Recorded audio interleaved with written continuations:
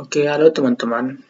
Pada kesempatan kali ini, saya akan mendemonstrasikan sebuah sistem dengan topik bus atau electronic bus. Oke, pada kesempatan kali ini saya akan memulai untuk memperkenalkan. Jadi, bus ini mempunyai 3 login user. Yang pertama itu admin, yang kedua sebagai pelanggan, dan yang ketiga itu adalah supir busnya. Yang pertama, kita bisa login sebagai admin dengan password 123. Nah, oke. Jadi tampilan untuk halaman admin adalah sebagai berikut, di mana admin itu memiliki menu seperti home, bus, detail bus, tiket, info tiket, barang, info barang, konfirmasi tiket, konfirmasi pengiriman barang, supir, user, daftar perjalanan, dan jenis barang. Kemudian di login berikutnya adalah untuk supir. Sebelumnya kita bisa mendaftarkan sebuah akun untuk si supir dulu.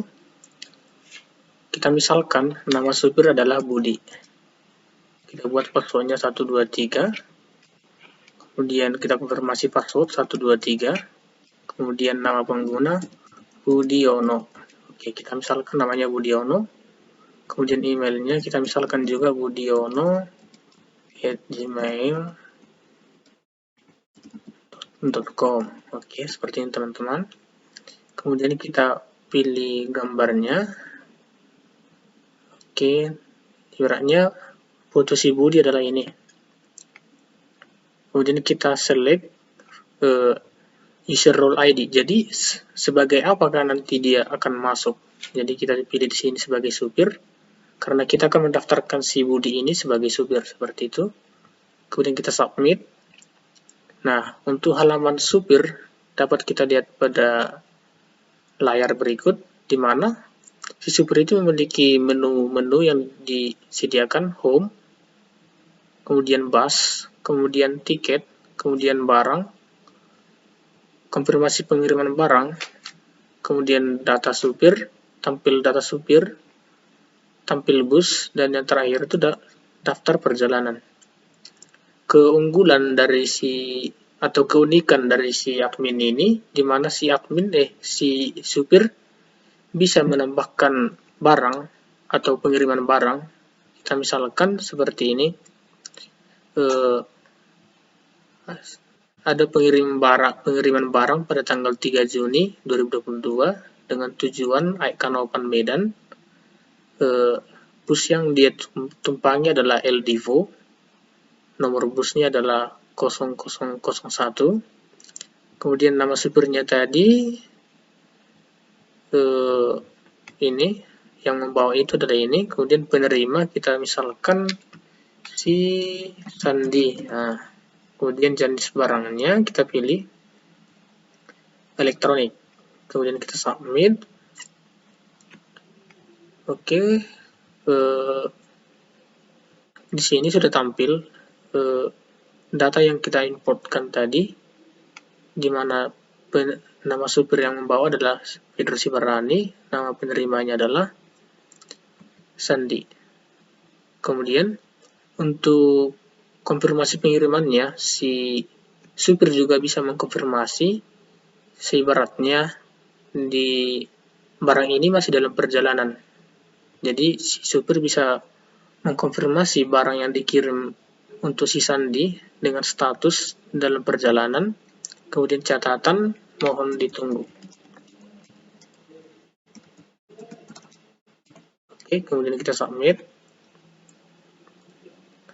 Untuk melihatnya kita bisa ke konfirmasi pengiriman barang.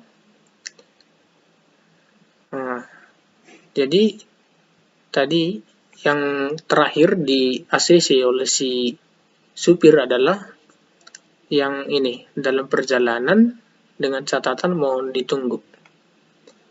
Jadi si user yang mengirimkan barang atas nama penerima Sandi nanti bisa melihatnya dari login user. Oke. Jadi itu aja keunggulan atau keunikan dari si login supir. Kemudian kita lanjut ke login sebagai user. Untuk user, kita coba untuk daftarkan sendiri juga dari register. Kemudian kita buat namanya, misalkan Doni. Kemudian passwordnya 123, ini bebas ya. Kemudian konfirmasi password. Nama pengguna Doni Wirawan. Email doni@gmail.com. Kemudian kita choose foto. Oke, kita masukkan yang ini juga fotonya. Kemudian kita pilih role ID, kita pilih sebagai user. Kemudian kita submit. Nah, untuk halaman si user atau dashboard user bisa kita lihat pada layar, di mana si user memiliki menu yang disajikan adalah home, bus, kemudian tiket, info tiket, dan info barang. Jadi yang tadi